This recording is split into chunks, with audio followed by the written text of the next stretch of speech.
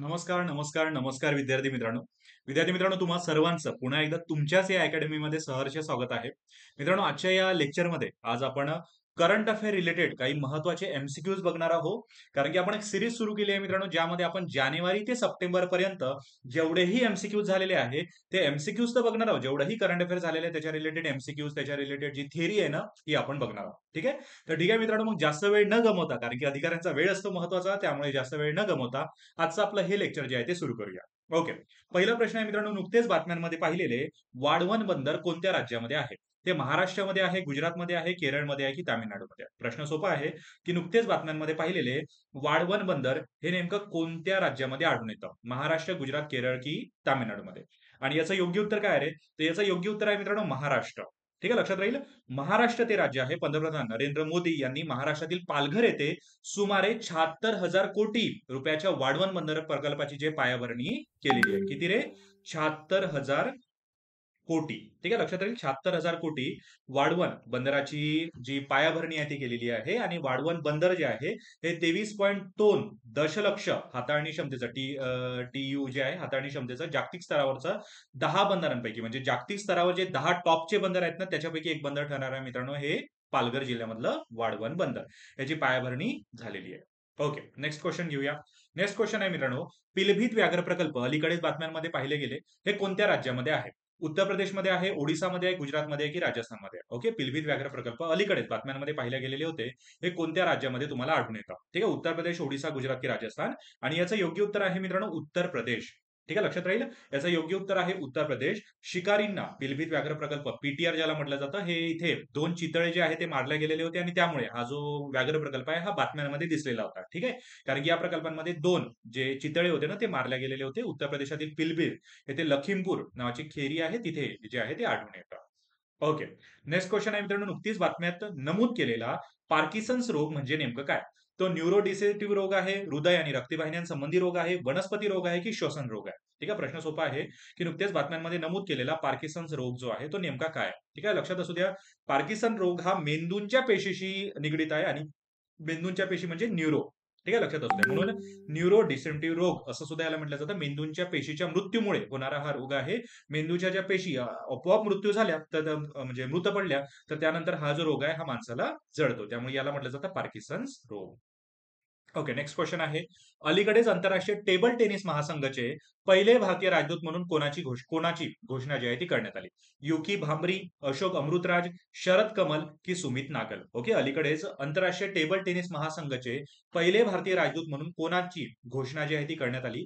Yuki Bhambri आहे, अशोक अमृतराज आहे, शरद कमल आहे की सुमित नागल आहे? ओके, आणि याचं योग्य उत्तर काय आहे सर? तर तुम्हाला सर्वांना याचं योग्य उत्तर माहितीच असेल मित्रांनो. योग्य उत्तर आहे शरद कमल. ठीक आहे, लक्षात राहील. अलीकडेच आंतरराष्ट्रीय टेबल टेनिस महासंघ ज्याला आयटीएफएफ म्हणतात, आयटीटीएफ म्हणतात, भारतीय जे राजदूत म्हणून कोणाची घोषणा करण्यात आली? शरद कमल यांच्या नावाची घोषणा जी आहे ती करण्यात आलेली होती. आणि आंतरराष्ट्रीय टेबल टेनिस फेडरेशन जे आहे ज्याला आपण आयटीटीएफ म्हणतो, पहिले भारतीय राजदूत म्हणून शरद कमल यांची निवड झालेली आहे, हे लक्षात असू द्या. ठीक आहे. आणि तुम्हाला जे सीझन 5 आहे, ठीक आहे, सीझन 5 ची जी घोषणा आहे ती सुद्धा याच दरम्यान जी आहे ती झालेली आहे, हे सुद्धा लक्षात असू द्या. आणि या गेम मध्ये, ठीक आहे, या गेम मध्ये लक्षात असू द्या मित्रांनो, जेव्हा 2022 मध्ये आपण पार्टिसिपेट केलेलं होतं, ठीक आहे, 2022 मध्ये बकिंगहॅम येथे हा झालेला होता. आणि यामध्ये 3 सुवर्णासह 13 पदकांसहित आपण जो कामगिरी आहे ना ती केलेली होती. 3 सुवर्णासह 13 टोटल पदके जे आपण त्यामध्ये मिळवलेली होती. ओके, नेक्स्ट क्वेश्चन आहे मित्रांनो, अलीकडेच बातम्यांमध्ये दिसणारा सावरा जमात प्रामुख्याने कोणत्या राज्यामध्ये राहते? ठीक आहे, अलीकडेच बातम्यांमध्ये दिसणारी सावरा जमात कोणत्या राज्यामध्ये राहते? ती हरियाणामध्ये राहते, बिहारमध्ये, झारखंडमध्ये की ओडिसामध्ये? ओके, आणि याचं उत्तर कदाचित सर्वांनाच माहिती असेल. योग्य उत्तर आहे मित्रांनो ओडिसा. लक्षात राहील. अलीकडेच बातम्यांमध्ये दिसणारी सावरा जमात ही कोणत्या राज्यामध्ये आहे रे? ही आहे मित्रांनो ओडिसा राज्यामध्ये. ठीक आहे, ओडिसामधील गजपती जिल्ह्यामध्ये ही जी जमात आहे ना ही आढळून येते. आणि असुरक्षित आदिवासी गटांसाठी असुरक्षित आदिवासी जमात म्हणून जे आहे याला ओळखलं जातं मित्रांनो. यामध्ये ही जी जमात आहे यांची भाषा आहे मित्रांनो सौरा भाषा. ठीक आहे, यांची जी भाषा आहे त्यांचं नाव आहे सौरा भाषा. ठीक आहे, आणि हे सौरा भाषा प्लस काही लोक इथले मुंडा नावाची एक भाषा आहे ती सुद्धा भाषा बोलतात. ठीक आहे, सौरा भाषा आणि मुंडा भाषा यातील प्रचलित भाषा ज्या आहे त्या आढळून येतात.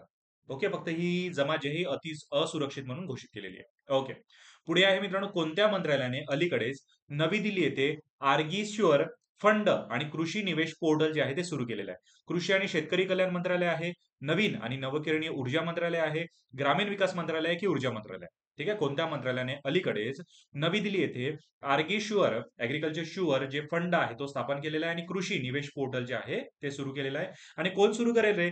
नवीकरणीय ऊर्जा मंत्रालय सुरू करेल का? तर नाही, कृषी आणि शेतकरी कल्याण मंत्रालय जे आहे त्यांनीच नवी दिल्ली येथे ऍग्रीश्युअर फंड आणि कृषी निवेश पोर्टल जे आहे ते सुरू केलेलं आहे. आणि कोण आहे सर केंद्रीय कृषी आणि शेतकरी कल्याण मंत्री? तर ते आहेत मित्रांनो शिवराज सिंग. ठीक आहे, माहिती असेल ना तुम्हाला, बघितले असेल तुम्ही.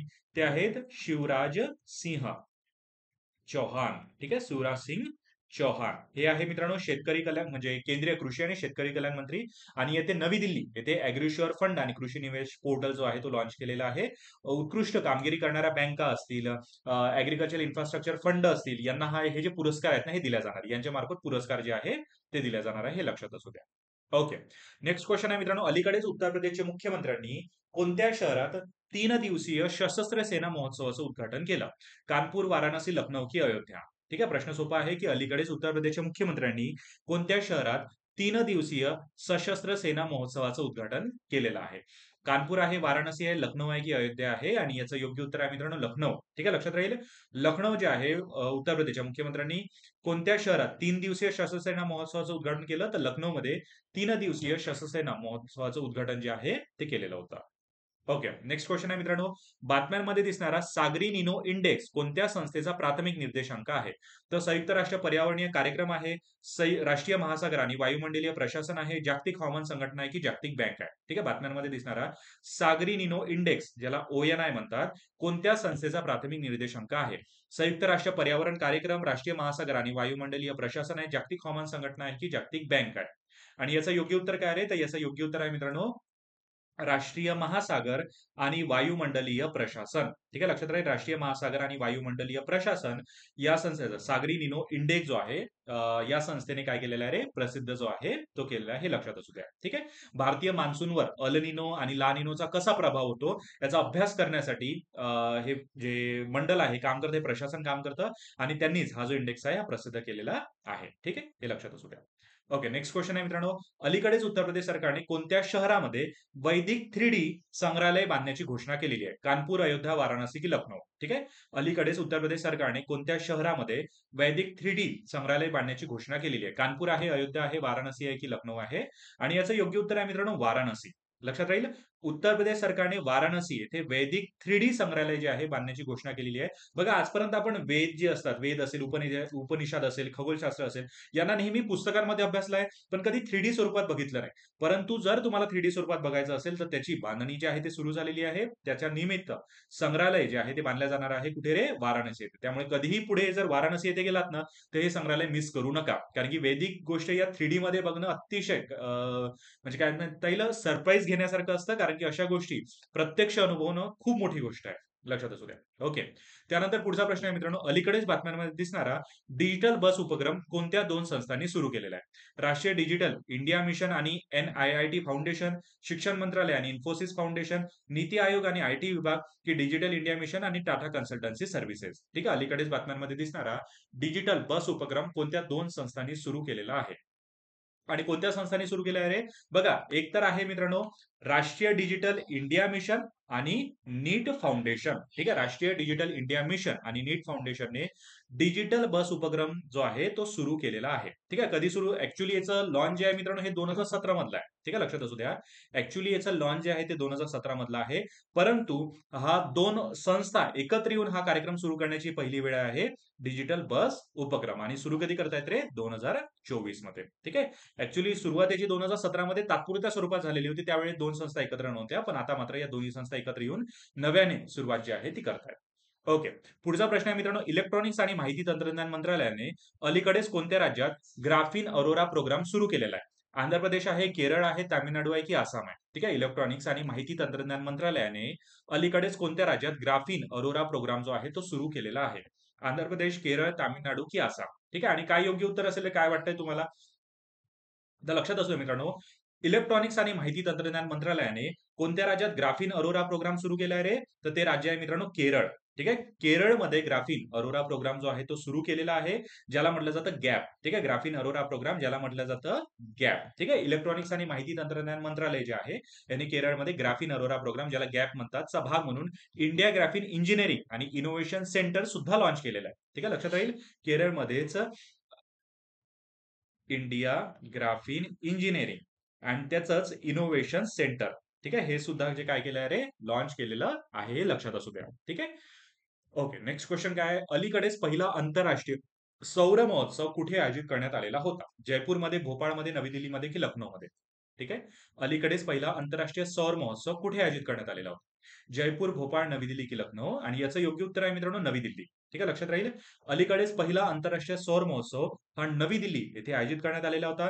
यावेळेस सौर ऊर्जेची क्षमता ही 32 पट वाढलेली आहे असं सुद्धा सांगण्यात आलं. ठीक आहे. आंतरराष्ट्रीय सौर महोत्सव होता, परंतु यामध्ये आपली जी भारताची जी सौर ऊर्जा क्षमता जी आहे ना ही 32 पट वाढली असं सुद्धा जाहीर करण्यात आलं. आणि या परिषदेला म्हणजे आपले जे नरेंद्र मोदी आहे व्हिडिओ कॉन्फरन्सद्वारे, ठीक आहे, व्हिडिओ कॉन्फरन्सद्वारे नवी दिल्लीतील पहिल्या आंतरराष्ट्रीय सौर महोत्सवावर उपस्थित होते. कारण की बघा, डिजिटल गोष्टींना प्रोत्साहन देण्यासाठी होती, सौर महोत्सव होता, त्यामुळे आपले पंतप्रधान सुद्धा डिजिटल माध्यमातून म्हणजे व्हिडिओ कॉन्फरन्सिंगद्वारे या परिषदेला उपस्थित होते. ठीक आहे. हे लक्षात असू द्या. आणि यामध्ये टोटल 100 देशांचा सदस्य जे आहे ना ते उपस्थित होते. 100 देशांचे सदस्य या परिषदेला उपस्थित होते. ओके. आणि हां, महत्त्वाची गोष्ट म्हणजे 2015 मध्ये स्थापन झालेल्या इंटर सोलर अलायन्सला टोटल आता 100 सदस्य देश जे आहे ते बनलेले आहे, हे सुद्धा लक्षात असू द्या. ठीक आहे, असो. कोणत्या मंत्रालयाने अलीकडेच व्हिजन नेक्स्ट वेब पोर्टल सुरू केलेले आहे? विज्ञान आणि तंत्रज्ञान मंत्रालय आहे, वस्त्र मंत्रालय आहे, संरक्षण मंत्रालय आहे की गृह मंत्रालय? ठीक आहे. कोणत्या मंत्रालयाने अलीकडेच व्हिजन नेक्स्ट वेब पोर्टल जे आहे ते सुरू केलेलं आहे? विज्ञान आणि तंत्रज्ञान मंत्रालय आहे, वस्त्र मंत्रालय, संरक्षण मंत्रालय की गृह मंत्रालय? आणि याचं योग्य उत्तर आहे मित्रांनो वस्त्र मंत्रालय. ठीक आहे. कोणत्या मंत्रालयाने अलीकडेच व्हिजन नेक्स्ट वेब पोर्टल सुरू केलं? तर त्याचं योग्य उत्तर आहे मित्रांनो वस्त्र मंत्रालयाने व्हिजन नेक्स्ट नावाचं वेब पोर्टल जे आहे ते सुरू केलेलं आहे. केंद्रीय वस्त्रोद्योग मंत्रालय जे आहे यांनी सुरू केलेलं आहे, लक्षात असू द्या. ठीक आहे. आणि सुरू नेमकं कधी केलं सर? सुरू केलेलं आहे मित्रांनो 5 सप्टेंबर 2024 रोजी.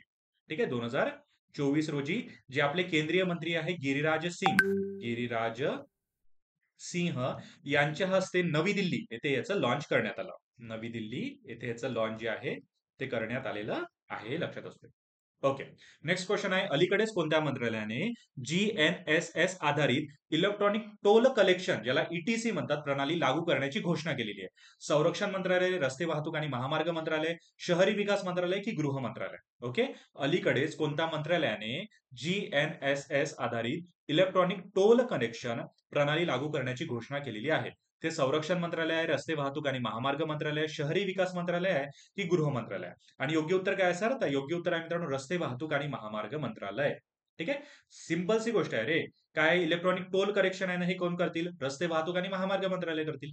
त्यामुळे लक्षात असू द्या की रस्ते वाहतूक आणि महामार्ग मंत्रालयाने भारतात ग्लोबल नेव्हिगेशन सॅटेलाइट सिस्टीमच्या आधारित इलेक्ट्रॉनिक टोल कलेक्शन जे आहे हे सुरू करण्याची घोषणा केली. अजूनपर्यंत सुरू झालेली नाहीये, घोषणा मात्र केलेली आहे. ठीक आहे. आणि हे कशासाठी केलं सर? काय नेमका उद्देश होता? तर टोल प्लाझावरील गर्दी कमी करण्यासाठी, लक्षात असू द्या, टोल प्लाझावरील गर्दी कमी करण्यासाठी आणि इंडियन हायवेज मॅनेजमेंट जे असतं याला योग्यरित्या सांभाळण्यासाठी ही घोषणा जी आहे ती करण्यात आलेली आहे. ओके. नेक्स्ट क्वेश्चन आहे मित्रांनो अलीकडेच ईस्टर्न इकॉनॉमिक फोरम 2024 कुठे आयोजित करण्यात आला? Bhopal Bharat, Vladivostok Russia, Beijing चीन की टोकियो जापान? ठीक आहे. अलीकडेच ईस्टर्न इकॉनॉमिक फोरम 2024 कुठे आयोजित करण्यात आला? Bhopal Bharat, Vladivostok Russia, Beijing चीन की टोकियो जापान? आणि याचं योग्य उत्तर काय असेल? योग्य उत्तर आहे मित्रांनो व्लादिवोस्तिक रशिया. ठीक आहे. योग्य उत्तर आहे याचं Vladivostok Russia. Eastern economic forum 2024 रशियाच्या व्लादिवोस्तिक येथे आयोजित करण्यात आलेले आहे. आणि रशियन जे सुदूर पूर्वेचा जो भाग आहे याला विकासाला चालना देण्याच्या उद्देशाने याला आयोजित करण्यात आलेलं आहे, हे लक्षात असू द्या. ठीक आहे. ईस्टर्न इकॉनॉमिक फोरम ईस्टर्नचा जो भाग आहे त्याला विकास करण्याच्या उद्देशाने व्लादिवोस्तिक रशिया येथे फोरम जी आहे ती आयोजित करण्यात आली होती, परिषद आयोजित करण्यात आलेली होती. असो. नुकत्याच बातमीत नमूद केलेली टेरिफ रेट कोटा योजना काय आहे? हे एक निश्चित रक्कम सेट करते आणि कोणत्याही शुल्काशिवाय आयात केले जाऊ शकते अशी योजना आहे. ते कमी दराने विशिष्ट प्रमाणात वस्तू आयात करण्याची अनुमती देते याच्या संबंधी आहे. एक विशिष्ट थ्रेशोल्ड नंतर विशिष्ट वस्तूंना आयातीवर बंदी घालते याच्या संबंधी आहे, की स्थानिक वस्तूंच्या निर्यातीला चालना देण्यासंबंधी आहे. आणि याचं योग्य उत्तर काय आहे सर? तर योग्य उत्तर आहे मित्रांनो कमी दराने विशिष्ट प्रमाणात वस्तू आयात करण्याची परवानगी देणे हा याचा नेमका उद्देश आहे. काय आहे? कमी दराने ओके. कमी दराने विशिष्ट प्रमाणात वस्तू आयात करण्यास अनुमती देणे हा याचा योग्य उद्दिष्ट आहे. याला म्हटलं जातं टेरिफ रेप कोटा योजना काय आहे नेमकं समजून घ्या. कमी दराने विशिष्ट प्रमाणात वस्तू आयात करण्यास अनुमती देणे म्हणजे कसं असतं की वस्तू जर आपल्या देशामध्ये आयात करायची असल्या ना त्याच्यासाठी एक फिक्स अमाऊंट ऑफ टॅक्स असतो. पण तो टॅक्स जो आहे हा अत्यंत कमी करून टाकायचा जेणेकरून मॅक्सिमम वस्तू या भारतामध्ये येतील आणि त्या विकल्याही जातील जेणेकरून व्यापार जो आहे ना अतिशय चांगल्या प्रमाणात वाढेल. म्हणून कमी दराने विशिष्ट प्रमाणात वस्तू आयात करण्यास अनुमती देणे हे टेरिफ रेप कोटा या योजनेचा उद्दिष्ट आहे हे लक्षात असू द्या. ओके. पुढचा प्रश्न आहे मित्रांनो, अलीकडेच आशियाई राजा अ, गिधाडींसाठी भारतातील पहिला संवर्धन आणि प्रजनन केंद्राचे उद्घाटन कोठे करण्यात आले? गिधाडांसाठी कोठे संवर्धन आणि प्रजनन करण्याचे केंद्र जे आहे ते उभारले आहे? मसुरी हिमाचल प्रदेशमध्ये आहे, गोरखपूर उत्तर प्रदेशमध्ये आहे, इंदूर मध्य प्रदेशमध्ये आहे की जैसलमेर राजस्थानमध्ये आहे. ओके. मला याचं सिंपल उत्तर तुम्ही सांगू शकता हिंट वरून. एक हिंट देतो तुम्हाला. मला सांगा बरं रे, की चौरी चौरा घटना कुठे घडलेली होती? ठीक आहे. महात्मा गांधीजींच्या काळामध्ये जे असहकार चळवळ थांबवण्यासाठी कारणीभूत असलेली चौरी चौरा घटना नेमकी कुठे घडलेली होती? मसुरी हिमाचल प्रदेश आहे, गोरखपूर उत्तर प्रदेश आहे, इंदूर मध्य प्रदेश आहे की जैसलमेर राजस्थान आहे. ठीक आहे. आणि योग्य उत्तर काय आहे सर? योग्य उत्तर आहे मित्रांनो याचं गोरखपूर उत्तर प्रदेश. ठीक आहे. लक्षात राहील याचं योग्य उत्तर आहे गोरखपूर उत्तर प्रदेश. गिधाडांसाठी भारतातील पहिल्या संवर्धन आणि प्रजनन केंद्राचं उद्घाटन हे गोरखपूर उत्तर प्रदेश येथे करण्यात आलेलं आहे. ठीक आहे. आणि कोणी उद्घाटन केलं सर? योगी आदित्यनाथ. ठीक आहे. यांच्या हस्ते गोरखपूरमध्ये हे उद्घाटन जे आहे ते करण्यात आलेलं आहे. ओके. नेक्स्ट क्वेश्चन आहे मित्रांनो, नुकत्याच बातम्यांमध्ये दिसणारा ग्लोबो टायरेसेन्सिस आणि ग्लोबो जायनेकिया म्हणजे नेमकं काय आहे? औषधी वनस्पतींच्या नवीन प्रजाती आहे, आले कुटुंबातील वनस्पतींच्या नवीन प्रजाती आहे, कॅक्टसच्या दुर्मिळ प्रजाती आहे की बेडकाच्या नवीन शोधलेल्या प्रजाती आहे. ठीक आहे. आणि हे काय आहे रे? तर लक्षात असू द्या मित्रांनो, हे नेमकं काय आहे? तर हे एक रूट ब्रिज आहे. म्हणजे आले तुम्हाला माहिती असलं, आलं माहिती असलं आलं. ठीक आहे. अद्रक ज्याला तुम्ही म्हणतात, तर अद्रक कुटुंबातील वनस्पतीची एक नवीन प्रजाती आहे. ठीक आहे. लक्षात राहील अद्रक कुटुंबातील नवीन प्रजाती आहे. त्याला म्हटलं जातं ग्लोबो टायरेसेन्सिस. ठीक आहे. मेघालयमध्ये हे आढळलेली आहे. Double decker living root bridge सुद्धा याला म्हटलं जातं आणि हे अद्रकची एक प्रजाती आहे हे लक्षात असू द्या. ओके. नेक्स्ट क्वेश्चन आहे मित्रांनो, अलीकडील अहवालानुसार जगातील सर्वात मोठे प्लास्टिक प्रदूषक म्हणून कोणत्या देशाने अव्वल स्थान मिळवलेलं आहे? रशिया, भारत, चीन की जपान? अलीकडील अहवालानुसार जगातील सर्वात मोठे प्लास्टिक प्रदूषक म्हणून कोणत्या देशाने अव्वल स्थान मिळवलेले आहे? रशिया, भारत, चीन की जपान? आणि याचं योग्य उत्तर काय आहे? तर याचं योग्य उत्तर आहे मित्रांनो भारत. लक्षात राहील. याचं योग्य उत्तर आहे भारत. तर अलीकडील अहवालानुसार जगात सर्वात मोठे प्लास्टिक प्रदूषक म्हणून कोणत्या देशाने अव्वल स्थान मिळवले? ते मिळवलेले आहे मित्रांनो भारताने. ठीक आहे. हे लक्षात असू द्या. भारत जगातील सर्वात मोठा प्लास्टिक प्रदूषक आहे. ही ऍक्च्युअली वाईट गोष्ट आहे, परंतु स्थान जे आहे ते मिळालेलं आहे. जगातील सर्वात मोठा प्लास्टिक प्रदूषक आहे आणि दरवर्षी आपण किती प्लास्टिक आपल्या पर्यावरणात सोडतो रे? 9.3 दशलक्ष. ठीक आहे. 9.3 दशलक्ष प्लास्टिक जे आहे आपण पर्यावरणामध्ये सोडतो. ही अत्यंत वाईट गोष्ट आहे. ओके. स्वच्छ वायू सर्वेक्षण SVS 2024 मध्ये कोणत्या शहराने प्रथम क्रमांक पटकावला? जयपूर, सुरत, कोलकाता की वाराणसी? स्वच्छ वायू सर्वेक्षण 2024 मध्ये कोणत्या शहराने प्रथम क्रमांक पटकावलेला आहे? जयपूर आहे, सुरत आहे, कोलकाता आहे की वाराणसी आहे? आणि योग्य उत्तर काय रे याचं? योग्य उत्तर आहे मित्रांनो सुरत. स्वच्छ वायू सर्वेक्षण 2024 मध्ये कोणत्या शहराने प्रथम क्रमांक पटकावला? सुरतने प्रथम क्रमांक पटकावलेला आहे. पूर्वी 13व्या क्रमांकावर सुरत होता, परंतु आता हा प्रथम क्रमांकावर पोहोचलेला आहे. हे लक्षात असू द्या. ओके. पुढचा प्रश्न आहे मित्रांनो, बातम्यांमध्ये पाहिलेले उकई धरण कोणत्या नदीवर बांधलेले आहे? ताप्ती नदी, कृष्णा नदी, कावेरी नदी की नर्मदा नदी? ठीक आहे. बातम्यांमध्ये पाहिलेले उकई धरण कोणत्या नदीवर बांधलेले आहे? आणि कोणत्या नदीवर बांधलं रे हे? तर हे बांधलं आहे मित्रांनो ताप्ती नदीवर. ठीक आहे. तापी नदी म्हणतो ना आपण. तर बातम्यांमध्ये पाहिलेले उकई धरण हे तापी नदीवर जे आहे ते बांधलेले आहे. 1.19 लाख क्यूब सेंटीमीटर पाण्याचा विसर्ग जो आहे तो इथे केलेला आहे आणि उकई धरण जे आहे तापी नदीवर बांधलेलं आहे हे लक्षात असू द्या. ओके.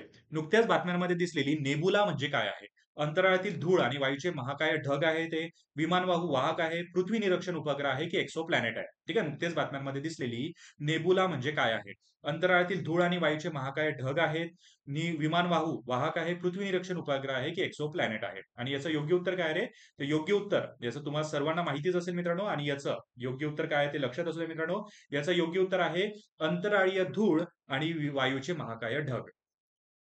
अंतराळीय धूळ आणि वायूचे महाकाय ढग जे आहे याला म्हटलं जातं मित्रांनो नेबुला. ठीक आहे. नेबुला काय आहे? अंतराळीय धूळ आणि वायूचे महाकाय ढग. नासाने अलीकडेच रेड स्पायडर नेबुलाची एक आश्चर्यकारक प्रतिमा जी आहे ती शेअर केलेली होती. हे तुम्ही कदाचित बघितले असेल, त्यालाच नाव दिलं गेलं होतं मित्रांनो नेबुला. ओके. पुढील प्रश्न आहे, नुकतीच बातम्यांमध्ये दिसलेली पॅराग्वे नदी कोणत्या 3 देशांमधून वाहते? Guyana, Bolivia, Peru, Brazil, Paraguay, Argentina, Venezuela, Colombia, Chile, Peru, Suriname, Venezuela. Okay. आणि याचं योग्य उत्तर काय रे? तर नुकतीच बातम्यांमध्ये दिसलेली पॅराग्वे नदी कोणत्या 3 देशांमधून वाहते? तर ही वाहते मित्रांनो ब्राझील, पॅराग्वे आणि अर्जेंटिनामधून. ठीक आहे. ब्राझील, पॅराग्वे आणि अर्जेंटिनामधून ही जी नदी आहे ना, ही वाहते. पॅराग्वे नदी अनेक शतकांपासून वाहत आहे. तर कमी पाण्याच्या पातळीला ही तोंड देते आणि ही जी नदी आहे ब्राझील, पॅराग्वे आणि अर्जेंटिना या देशांमधून वाहते. ओके. पुढील प्रश्न आहे, अलीकडेच ओमान कोणत्या देशांसोबत ईस्टर्न ब्रिजेस 7 आणि अल नवाह 5 व्यायाम जो आहे तो आयोजित करतो? भारत, भूतान, म्यानमार की नेपाळ? ओके. कोणासोबत आयोजित करतो? आणि बघा असे प्रश्न येतात हा. अशा प्रश्नांवर थोडं लक्ष ठेवत चला. तर अलीकडेच ओमान जो आहे तो कोणत्या देशासोबत साजरा करतो रे? हा जो व्यायाम आहे, सराव जो आहे कोणत्या देशासोबत साजरा करतो? ऑब्व्हियसली भारतावर प्रश्न आहे. भारतामध्ये प्रश्न आहे तर भारतावरच उत्तर येईल. त्यामुळे ओमान कोणत्या देशासोबत ईस्टर्न ब्रिज 7 आणि अल नजाह 5 व्यायाम आयोजित करतो? तो आयोजित करतो मित्रांनो भारतासोबत. ठीक आहे, लक्षात असू द्या. ओके. आणि याचा शेवटचा क्वेश्चन आहे, की अलीकडेच बातम्यांमध्ये दिसलेली सदर्न बर्डविंग बटरफ्लाय कोणत्या राज्याचे फुलपाखरू म्हणून घोषित केलेलं आहे? कर्नाटक, महाराष्ट्र, केरळ की तेलंगणा? ठीक आहे. बातम्यांमध्ये जी सदर्न बर्डविंग होती, बर्डविंग बटरफ्लाय होती, ती कोणत्या राज्याचे फुलपाखरू म्हणून घोषित करण्यात आलंय? कोणत्या राज्याचं आहे रे फुलपाखरू? त्याला दक्षिण पक्षी फुलपाखरू सुद्धा म्हणतात आणि हे आहे मित्रांनो कर्नाटक या राज्याचं. ठीक आहे. सदर्न बर्डविंग बटरफ्लाय ही कर्नाटक या राज्याचे फुलपाखरू आहे.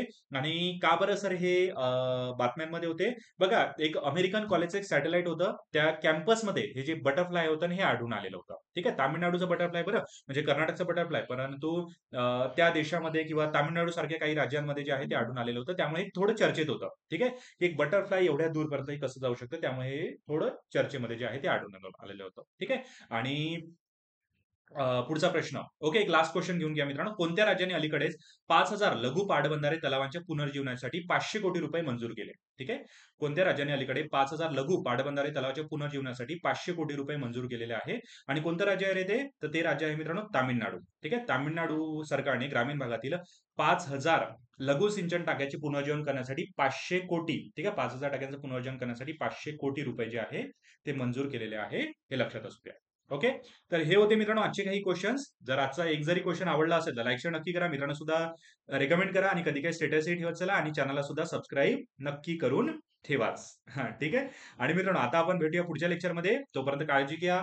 मित्रांची सुद्धा काळजी घ्या आणि सर्वात महत्त्वाचं म्हणजे कामाची रिस्पेक्ट करत राहा. कारण की आज कामाची रिस्पेक्ट करणार आहे. मी 100% गॅरंटी देतो. काम उद्या तुमची रिस्पेक्ट ही करणारच आहे. त्यामुळे कामाची चांगली रिस्पेक्ट करा. प्रामाणिकपणे काम करा. हीच कामाची चांगली रिस्पेक्ट आहे. हां, ठीक आहे. तर ठीक आहे मित्रांनो, मग आता भेटूया पुढच्या लेक्चरमध्ये. तोपर्यंत काळजी घ्या. आणि कोणत्या टॉपिकवर अजून सेशन पाहिजे असेल ना, तर कमेंट बॉक्समध्ये नक्की सांगा बरं. आपलं चॅनल जरी नवीन असलं तरी शिक्षक मात्र जुनेच आहेत. त्यामुळे एक्सपिरियन्स शिक्षक आहेत. त्यामुळे कोणतंही सेशन हवं असल्यास कमेंट बॉक्समध्ये नक्की सांगा. सेशन जे आहे तुमच्यासाठी 100% लावण्यात येईल. ठीक आहे? तर ठीक आहे मित्रांनो, मग आता भेटूया पुढच्या सेशनमध्ये. तोपर्यंत मात्र स्वतःची काळजी घेत चला.